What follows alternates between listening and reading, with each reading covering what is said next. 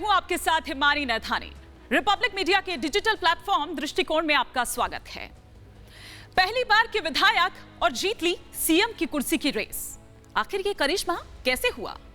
जी हां, मैं बात कर रही हूं गुजरात के नए मुख्यमंत्री भूपेंद्र पटेल की, जो आज शपथ ले चुके हैं।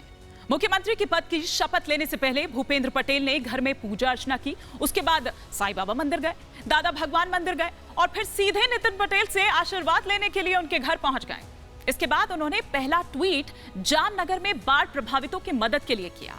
उन्होंने कहा कि प्रभावितों की एयरलिफ्ट करने के लिए जो आदेश हैं वो दिए गए।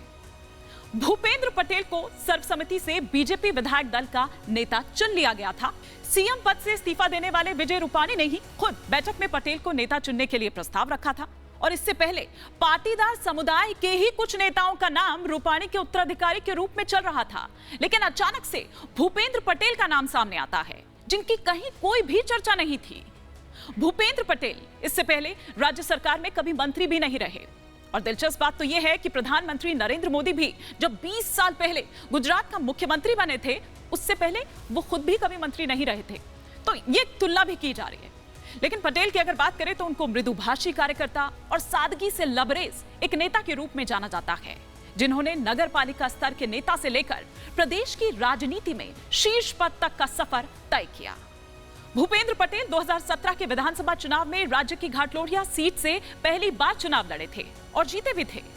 भूपेंद्र पटेल एक प्रभावशाली पाटीदार समुदाय से ताल्लुक रखते हैं, वहीं से आते हैं। वो पाटीदार समुदाय के सामाजिक आर्थिक विकास को समर्पित संगठन सरदार धाम विश्व पाटीदार केंद्र के निवासी हैं।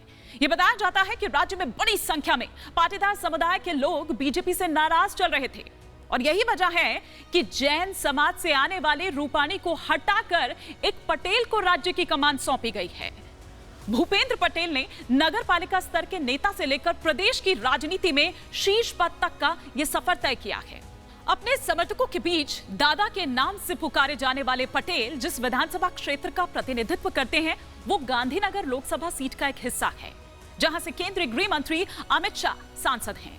बीजेपी की ओर से जमीनी स्तर पर पटेल का कामकाज, सहकारिता क्षेत्र पर उनकी पकड़, पार्टी कार्यकर्ताओं के साथ एक जुड़ाव और प्रशासनिक क्षमताएं जैसे जो गुण हैं, उन्हीं की वजह से उन्हें ये जिम्मेदारी दी गई है।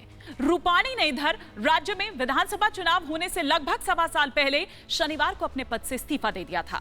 अगस्त 2016 में तत्कालीन मुख्यमंत्री आनंदीबेन पटेल के इस्तीफे के बाद रूपाणी को मुख्यमंत्री बनाया गया था। गुजरात की 182 सदस्यीय विधानसभा के लिए चुनाव अगले साल दिसंबर में होने हैं और उसी को लेकर यह माना जा रहा है कि ये जो पूरी तमाम कवायद है ये होगी।